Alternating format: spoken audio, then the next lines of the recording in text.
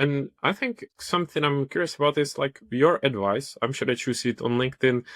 It's quite a popular topic that people discuss whether you should niche down or not. So firstly, what's your advice on this? How do you see that? And then secondly, maybe advice how to find your niche. Because for you, I guess it was kind of self-explanatory based on your history, but maybe for others? I think for me it was pretty easy because you have this background in the pharmaceutical industry, in the pharma development. So I basically cover the entire area from development, from solid dosage forms, ophthalmics, and sterile dosage forms. So basically the basic science from the pharma industry developing drugs, as well as the generic coverage, because I've been working in both areas. So this was very natural to me, and this niching down was basically ignited by discussion with my digital marketing partner, who told me, Václav, we have to pick something. You cannot be here for everybody, for everyone. And from the moment onwards, it really started to work. And clearly we started to invest into Google pay-per-click campaigns, and we could improve them or optimize them in a way that now I'm paying 20% of the stuff I was paying in the beginning, and still making the same revenue through Google. So many people are still coming from Google, which I'm surprised because the young generation is searching everything in ChatGPT and Perplexity.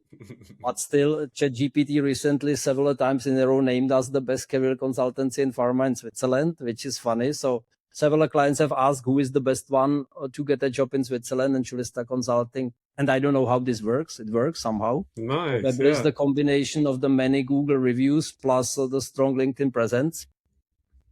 So yeah, and more people are coming through LinkedIn without having any sales funnel on LinkedIn. I was too lazy to build it up. Maybe complacent because there is enough business going in. So why should you waste time on building LinkedIn sales funnel? Yeah. And many people are finding simply my daughter and myself through the content which we are creating. You have to talk about the pain points of your focus group. And I see it even with the new algorithm. Every time I'm posting something which is not in line with my banner, with my headline, and with my about section, the outreach goes down the drain. So I'm basically hung up by writing about job interviews. Yeah. Motivational letters, busting some myths about the workplace. So will be here tomorrow. It's 3:15. I'm running a LinkedIn Live with Andreas Schulz, a hiring manager and recruiter from Bayer. And we will exactly talk about the most popular myth which are on the job market, ATS bulletproof CVs and some other nonsense. Nonsense, yeah. And it all makes sense to me. And then if there are people who are struggling with finding their niche, have you got any advice how to find it, or what would be like first steps, maybe to niche, so what I would do today, 5 years ago, I would tell you, take a piece of paper and write everything what you are good at and what you love to do and where you see potential, create your ikigai, as the Japanese call it, and try doing that.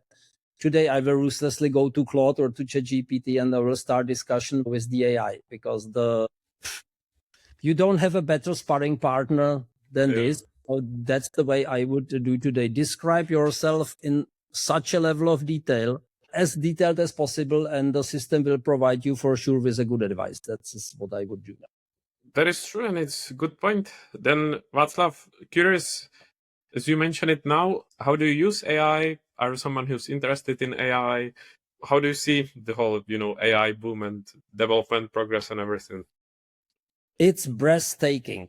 Still, I'm not afraid that AI would take me as a career consultant and destroy me or destroy my business. For me, it's a very, very useful tool. It's an enhancement of my brain, and the combination of, when I just look back 3 years ago, we spent a long time creating perfect about sections of people. Today, my daughter has written like a 2 pages long prompt on ChatGPT. Then we upload the anonymized CV of the person into the tool. 5 seconds, you have a perfect about section done, which has all the code words, perfect structure, looks nice, beautiful. So this is the way. What is, for me, AI is saving my time, so I'm able to work one-on-one with people. So instead of spending endless hours on polishing CVs and writing motivational letters and so on, And the way I'm using it, I'm using combination of Claude and ChatGPT, using Claude as the writer and ChatGPT as the challenger of the output. Because what I realized that ChatGPT is a little bit deteriorating right now. So I find Claude the better writing engine, but ChatGPT is an amazing critic. So grab output of Claude and get it refined by ChatGPT, but definitely then I never take the output the way it is. I all the time rewrite it to put my voice into it. Yeah, never forget to just copy and paste so that then it sounds. No, it's everything sounds generic. Everything sounds the same. And if you use AI, make sure that they are definitely sentences which you are the only person on earth who can writing it based on your authentic background. I use as well Scribe, written with P, SCRRIPE, which is a specific tool for writing content. And I use it a lot in the past. I'm using it, fun enough, less and less. But I love the tool because it provides a fantastic analytics of your post. You have a beautiful dashboard with what works, what doesn't, and you can scroll up back on LinkedIn 8 years back and you find all your posts without scrolling on LinkedIn like an idiot. And this is really fantastic. So for me, I use this tool not that much for writing, but much more for analytics now. Yeah, I think I've never heard of the tool, or maybe heard but never tried. So I will. It's really versatile trying. And what I like the most, that it was developed by 3 ladies. One is from Austria, one from Germany, and one from Switzerland. So this is a typical, as we call it, DACH, DACH region, and young ladies until under 25 who developed the tool, and it's really, really great. Yeah, sounds good.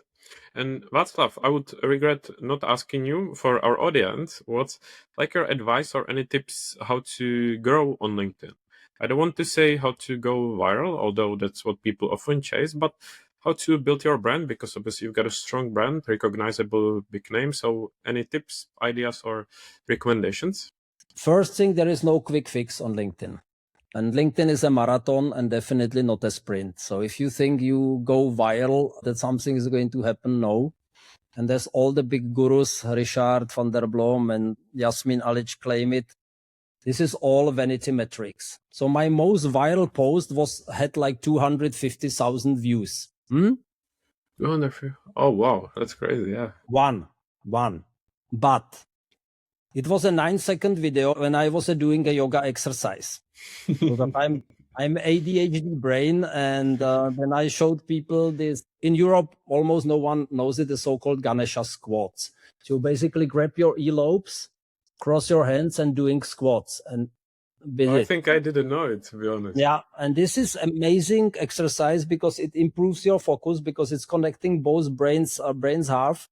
And in India, this is used as a quote unquote punishment of pupils who are disturbing the class. So they have to come in front of the class, but it's not punishing them. It's basically healing their brains. So and somebody reshared it in India, and then it started like an avalanche. One of Novartis colleagues who has 1 million followers reshared it, and then it started. I had to say that's, well, it's cool, it's so funny, blah, blah, blah. Now, to cut the story short, so you had 250,000 views. How many paying clients out of it? 1. And this is basically the relation. So if you have 1 million of something on LinkedIn, you get maybe 4 inbound leads. This is my experience. So build it step by step, show up consistently. Don't follow every new trend. Like 2 years ago, you have to be on video. If you are on video, you are lost. I don't like videos that much, so I didn't do anything. And maybe I did 1. And now the trend is over. So it was like the Facebookization first, then TikTokization, whatever. There is one simple thing: simply add value to the people who are following you. That's it. And for this, I strongly recommend everyone to generate your own newsletter. In your newsletter, you can really go deep. You can show know-how. You can discuss things from different angles. And for me, newsletter is a fantastic tool to get visibility, get new clients, and using it as a storage of everything what I learned on LinkedIn. So newsletter is so simple to set up. And then you basically use LinkedIn as your marketing partner, because LinkedIn will send out your articles written in a newsletter via email to your connections.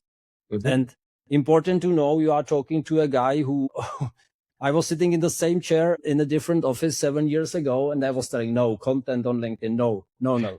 I'm never going to do content on LinkedIn, and I'm typing only with 2 fingers, and I'm so slow. And my sister is an excellent writer, and I can talk, but I cannot write blah, blah, blah. Who would be interested in this, in my nonsense? And Tom Ken tortured me and told me, Václav, there is no other way. If you would like to be successful on LinkedIn, you need to generate content. And basically he broke my resistance, and I started to grind my knees and my teeth and started to do the first article and then the second. And today I look forward to generating content, and I claimed I would never do content. So give it a chance. Let's see what happens in the next, how many, 7 years or something like that.